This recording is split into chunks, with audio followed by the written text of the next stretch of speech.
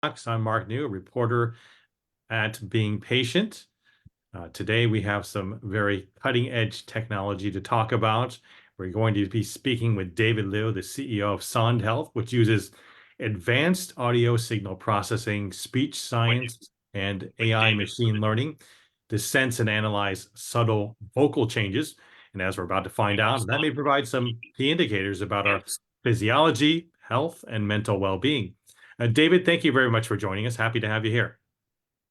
Thanks for having us, Mark. So tell us, what exactly are voice biomarkers? Well, a lot of different definitions out there, but simply stated, vocal biomarkers can be defined as a signature feature. These are signals that are buried within the audio of your voice that you can analyze based upon research to see if different physiological changes are happening within the body. And so what we do know is that when there are chronic illnesses and disease that start taking effect in the body, the 100 or so different body parts that enable you to speak, your tongue, your throat, your vocal cords, are invariably impacted by that illness. And that can be mental health, depression, anxiety. It certainly, and it's probably more obvious when you talk about respiratory illness like asthma or COPD, and even cognitive impairment. So these illnesses or disease will impact the physiology of speech. And so we analyze how you sound, we break it down to a very atomic level, and then begin to derive insight into what's actually happening with your body. And our use cases for what we do is really in the health and wellness space. We're very much similar to what Apple Health does, Samsung Health, or even Google Fit, to be able to give you an objective measure of these signals that are coming from not your wrist or your finger with wearables, but from your voice. So how, in simplest terms, does it identify the different biomarkers, knowing that it's a particular issue? I'm sorry, can you repeat that again? How does the technology work in identifying the different biomarkers? Well, there are, I think, literally thousands of vocal features that are comprised of that are made up or inside of your voice, and so we have been studying voice for many years, and that's why audio signal processing expertise is so critical, to be able to understand different types of vocal features, combinations of those features, such as prosody features, jitter or shimmer. These is the roughness, smoothness of your voice. How often or how lengthy are the pauses in your speech?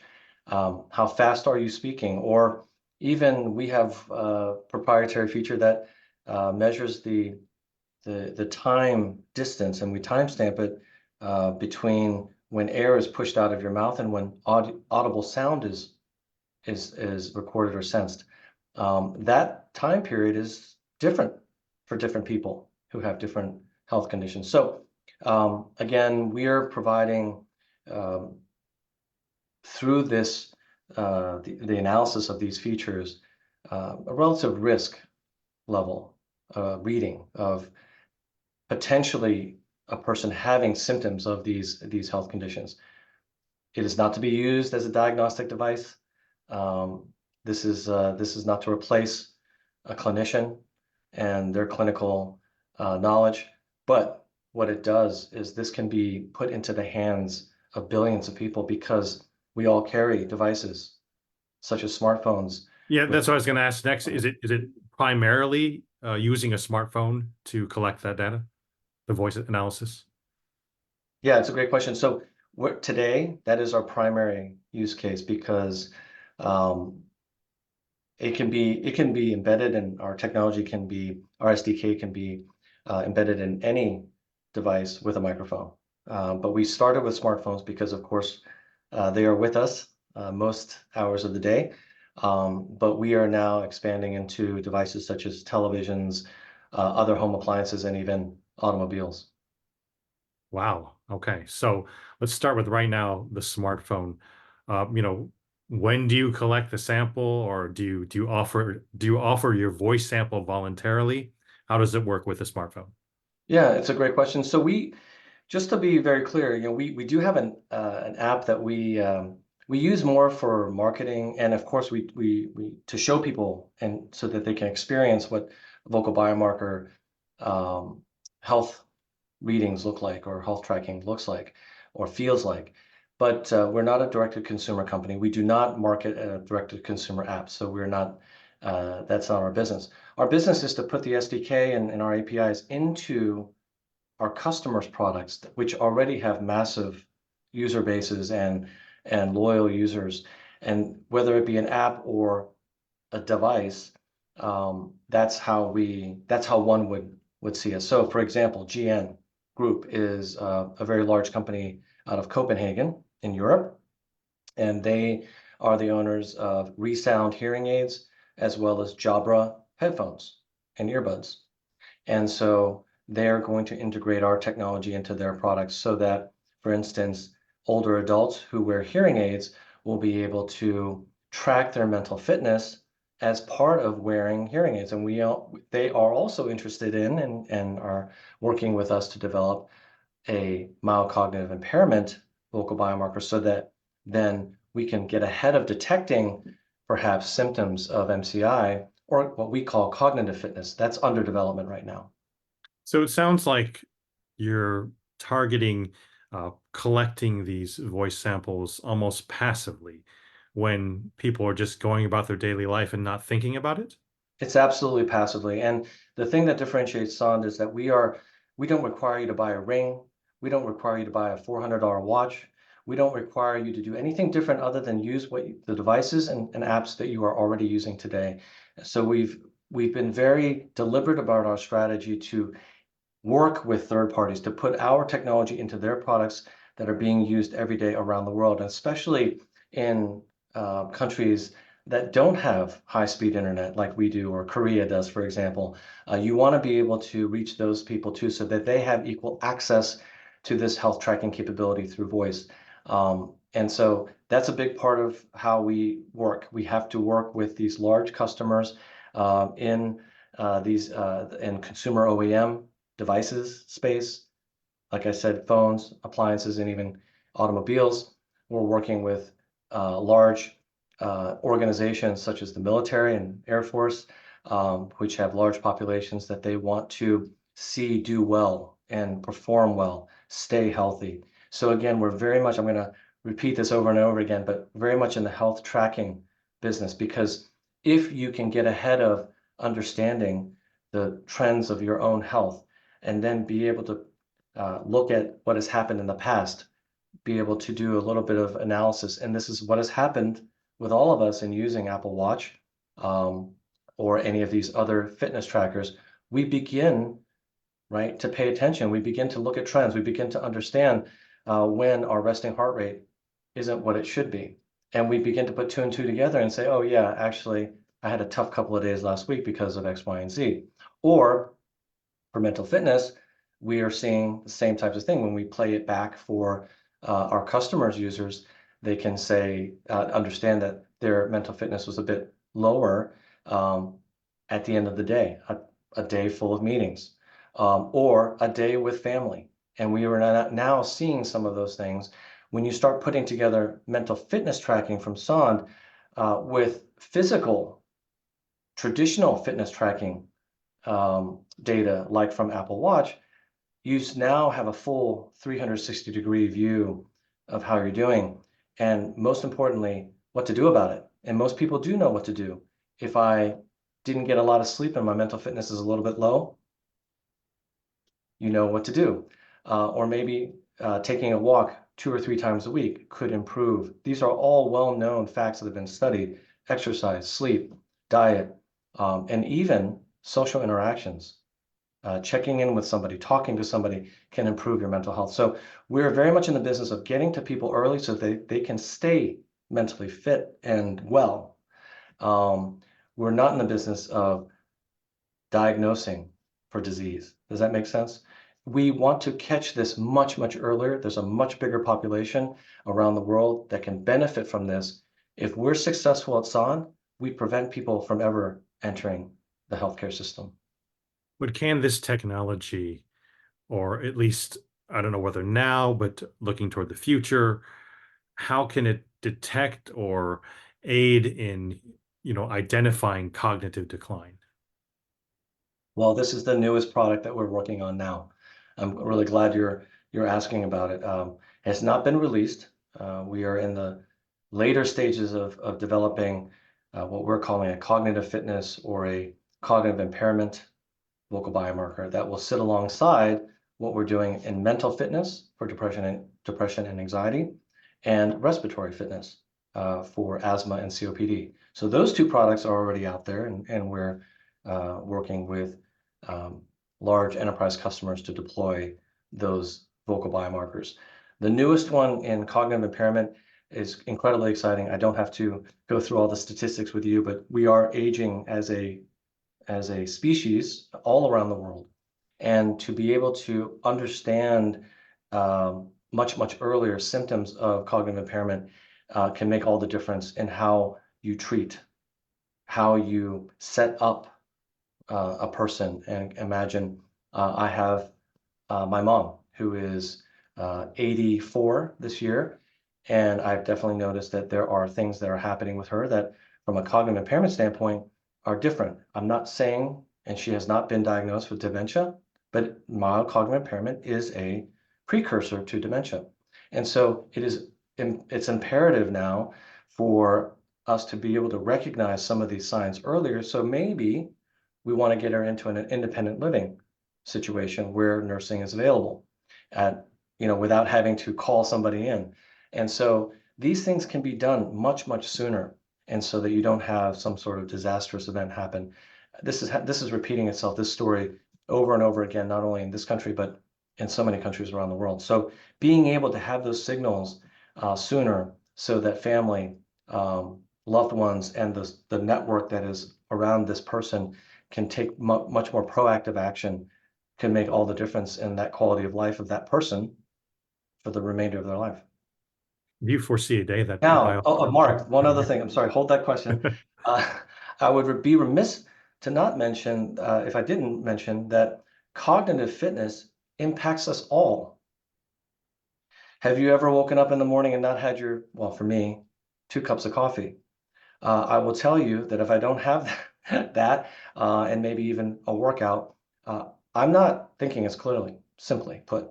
I'm not firing on all cylinders. And that doesn't mean that I have early dementia or MCI, mild cognitive impairment. It just means that at that moment in time, yes, I am not, the facility that I have with my cognitive capabilities is not at its optimal level. And so if we can provide people with a quick view into that, and so that you can do what you wanted to be able to do, so you can prepare for that meeting or that interview or that performance, whatever it is, it really impacts all of us. Do you foresee a day, or at least have the goal in mind, that it would be able to help in at least some part in diagnosis or detecting different types of dementia? Never say never, I guess, is my answer to that. I don't know is quite honestly the truth. We're going to take it as far as we can. We have no less than 4 clinical studies, that validation and research studies that we are running in this mild cognitive impairment field, with 4 different clinical organizations, all very, very at the top of their field, in this space. So I do believe we're going to push it as far as we can. Do we need to get it to a point where it is a digital diagnostic for mild cognitive impairment or dementia? I don't think so. But I never say never. There could be this incredibly valuable use case, and of course, business and market opportunity for us to do it. And if it makes sense, we will go do that. What I can tell you, Mark, is is that what we've seen for mental fitness, which is to give you an indication, signal, a, um, a relative risk score, if you will, of having symptoms of depression or anxiety, um, is that it is it's a much bigger market. We can have a much bigger impact on the world and on a lot more people if we can catch that earlier. What that means is get it into the devices and the activities that everyday people are doing today so that they can monitor and themselves, their mental fitness as easily and as routinely as they monitor their physical fitness. How many steps? How's my resting heart rate? What's my blood oxygen level? These are things we've just grown accustomed to over the past 10 years because of these pretty incredible wearables. And we know that if we do simple things like exercise and eating better, these metrics will improve. It is my hope that it's the same corollary that we will use that for cognitive impairment. If we can first get to a lot of people, get them aware, have them be aware of these things so that they can begin to change lifestyle and behavior. And this has been well researched too, Mark, that with these large chronic diseases, including brain diseases, um, maybe not dementia, but a lot of chronic diseases that are that now dominate the healthcare systems of every country in the world, in terms of cost, in terms of how much resource we devote to treating chronic disease.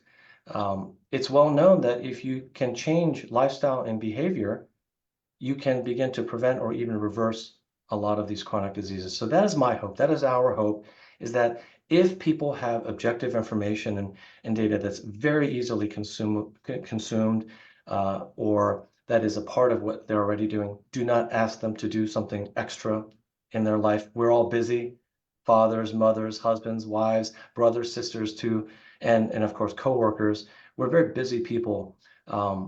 And if you can do all of that and deliver this information, people will over time understand it. And it is my hope, and we've seen it in our clinical study, that they'll change behavior. Got a question from a viewer that's asking, is there a way to get a baseline analysis from this technology to help one track decline?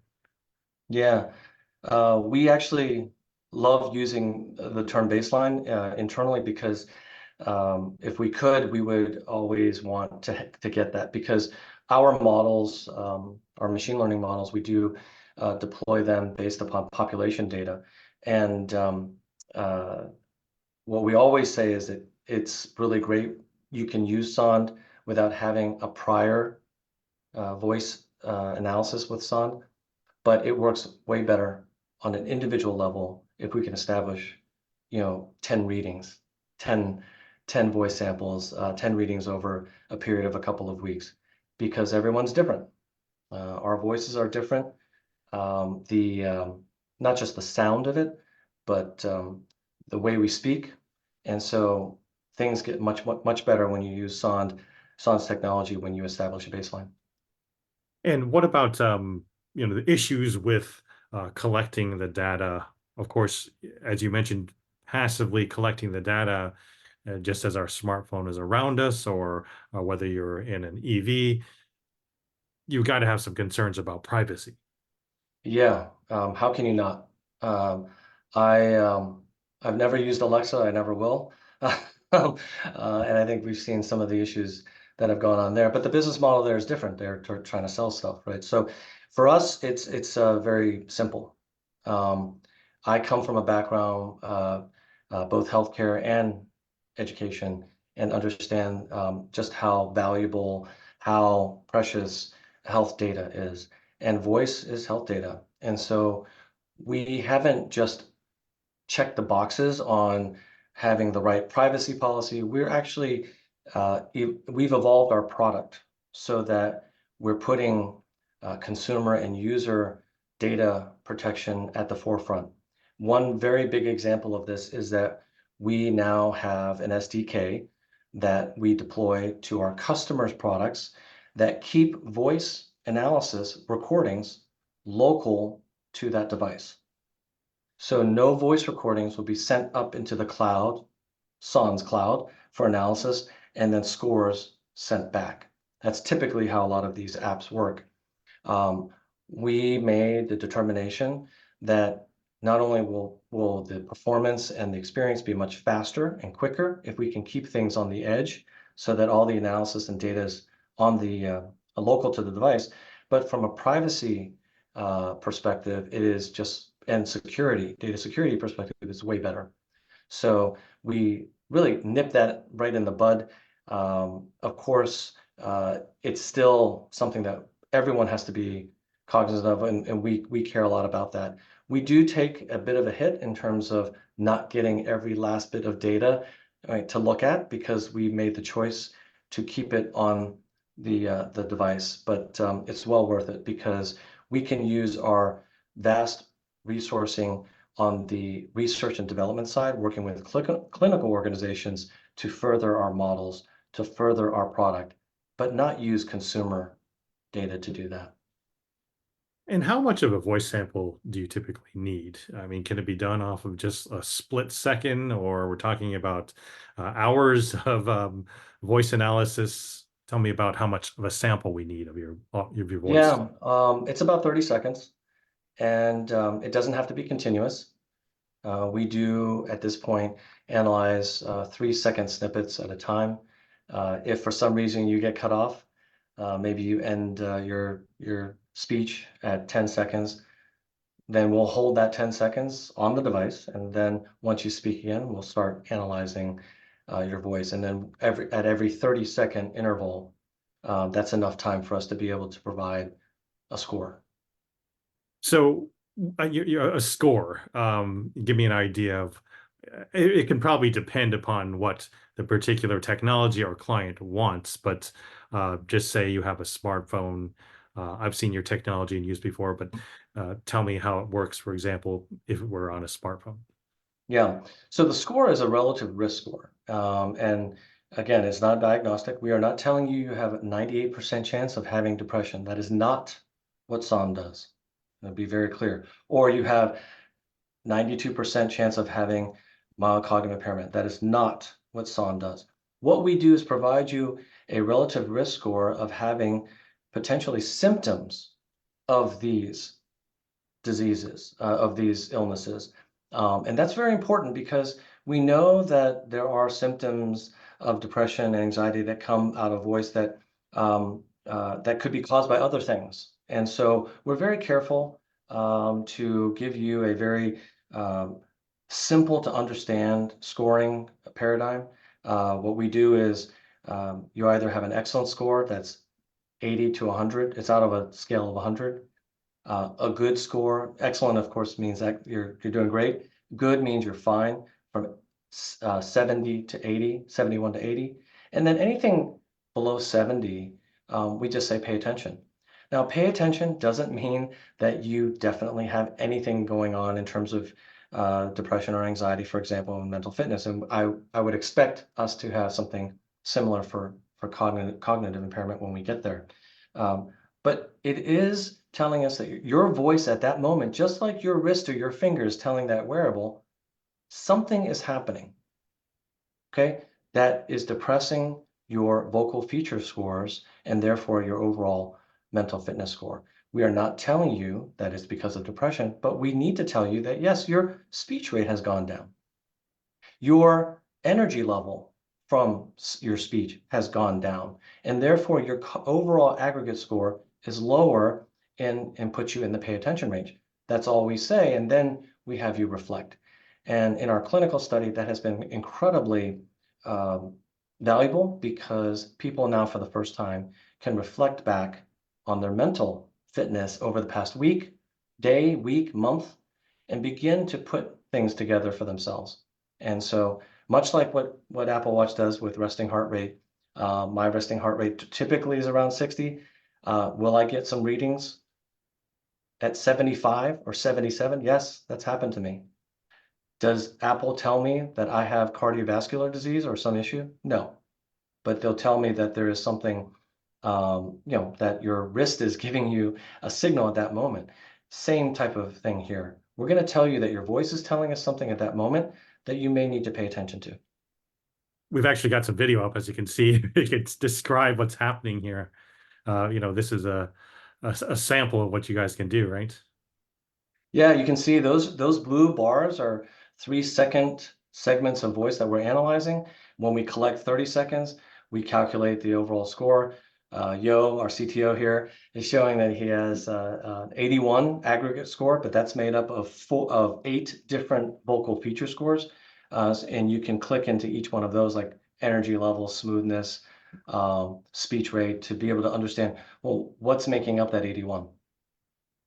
What's Okay. behind what's happening with my voice? And many times we've heard from customers and users that the insight from these vocal features can be quite interesting because they kind of put 2 and 2 together and understand, yeah, I really haven't in the past week It had looks enough like there's sleep. sort of a calendar there of sort of comparing past dates. Is that right? Past scores. Yeah, that's just tracking. That's just giving you past scores. Yeah. Okay, Yeah. great. Great. Again, we're not in the app business, so your viewers may look at this and say it's really we built this to be able to show people what the technology is about, and happy to say that our customers who do build apps for a living or build in these operating systems within different devices and even cars have their own sense of how they would want to display this, but they are quite interested in providing this type of insight. So we're really pleased. Great. Final question. What's next for research on digital voice biomarkers? What's sort of the next big frontier? I mean, you've alluded to some of the technologies that you've got going on, and feel free to bring that up, but what do you see next? Well, we're in some pretty big spaces right now. Mental fitness and mental health is massive. You can't go 2 days without reading a new article about how this is impacting the world. I think there's a new study out that's saying that mental health now should be designated at the top of the list of all of the largest and most impactful diseases around the world, including cancer and some of these others, diabetes and others. So that's how big that is. So I think what is next right now is that we're the only company in the world that has 2 clinically validated and published um, vocal biomarker products, one in mental health, one in respiratory health. And we are very busy when working with our customers. Again, these are very large Fortune 500, Fortune 1000 companies around the world, not just in the United States, but in Asia and in Europe, to deploy this so that we can begin to give people the access and the information that they need to begin to improve their mental health and respiratory health. Like I said, we're working very hard to get the mild cognitive impairment or cognitive fitness product built and launched later this year and validated. That's very exciting for us as well. I would say this, Mark, that we are in the business of providing health insight and data and health tracking around health conditions that have been previously very difficult to track. If you've noticed, we're not going into any of the areas that Apple Health or Google Fit or any of these others or Aura, they can duke it out in the traditional fitness biomarker space. We're right now predominantly looking at biomarkers and from voice that give us an indication about your health from the shoulders up. And that's really never been done before, even by Apple. So we're very fortunate, I think, to be have worked on this for so long. And I think we're one of the most experienced, and we do also have probably the deepest, most diverse voice data set because we've been researching this for so long. And so I think we will continue to look at new health conditions where we can provide wellness tracking so that people can, again, get ahead of these chronic diseases, or if they're being treated for a chronic disease, get on that path sooner to recovery. Because chronic disease does not typically happen overnight. It develops over a number of years. So can we not get ahead of this I call it a runaway train, the chronic disease epidemic that we're seeing, because it's a huge, not only human impact around the world, but it's going to be a massive economic impact for every country. David, thank you so much for joining us. And I want to thank our audience for tuning in. Don't forget to sign up for our newsletter on beingpatient.com, where we'll keep you up to date on all the upcoming talks. See you next time.